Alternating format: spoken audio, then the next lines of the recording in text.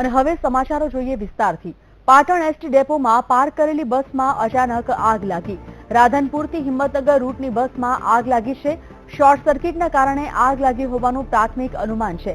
આગને કારણે થોડીવાર માટે બસ ડેપોમાં અફરાતફરી મચી જવા પામી હતી।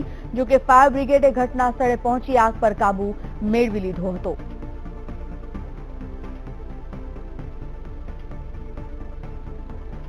તો પાટણના એસટી ડેપોમાં પાર્ક કરેલી બસમાં અચાનક આગ લાગી છે।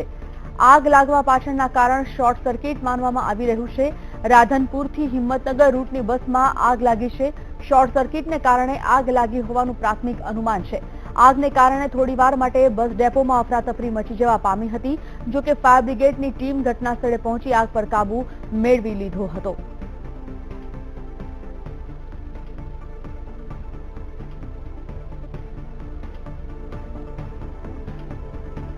તો પાટણ એસટી ડેપોમાં બસમાં અચાનક આગ લાગી છે। આગ પાછળના કારણો દર્શાવાઈ રહ્યા છે। એ મુજબ શોર્ટ સર્કિટના કારણે આગ લાગી હોવાનું પ્રાથમિક તારણ દર્શાવાઈ રહ્યું છે। જો કે સદનસીબે કોઈ જાનમાલના નુકસાન નથી।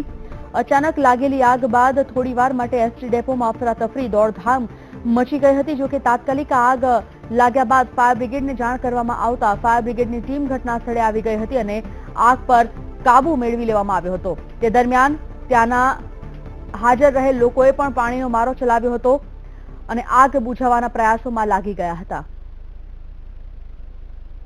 વીટીવી સંવાદદાતા હર્ષદ પંચોલી ફોન લાઈન પર જોડાઈ ગયા છે। હર્ષદ, બસમાં આગનો જે બનાવ સામે આવ્યો છે, પ્રાથમિક તારણ જે છે તે મુજબ શોર્ટ સર્કિટ સામે આવ્યું છે। કોઈ પુષ્ટિ થઈ છે ખરી કારણની?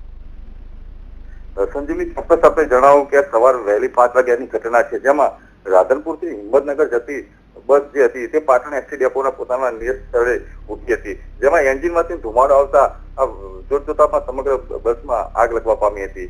જો કે સમય સૂચકતા વાપરતા જેવો એસટીમાંથી ધુમાડો જે એન્જિનમાંથી ચાલુ થયો, તરત જ જે 3-4 પેસેન્જર હતા તેને ઉતારી દેવામાં આવ્યા હતા। પરંતુ જે આગ લાગી ગઈ તેના કારણે આસપાસમાં જે પેસેન્જરો પોતાના વાહન સાધનની જે બસની રાહ જોઈને ઉભા હતા તે લોકોમાં નાસભાગ મચી જવા પામી હતી। આસપાસના લોકોએ બસને પાણી છાંટીને ઓલવવાની કોશિશ કરી હતી, પરંતુ તે નાકામયાબ રહી હતી।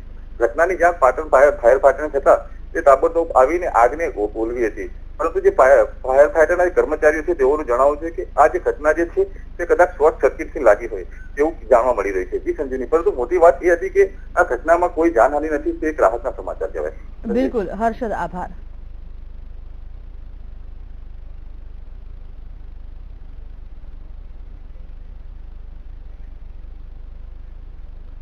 જમ્મુ કાશ્મીર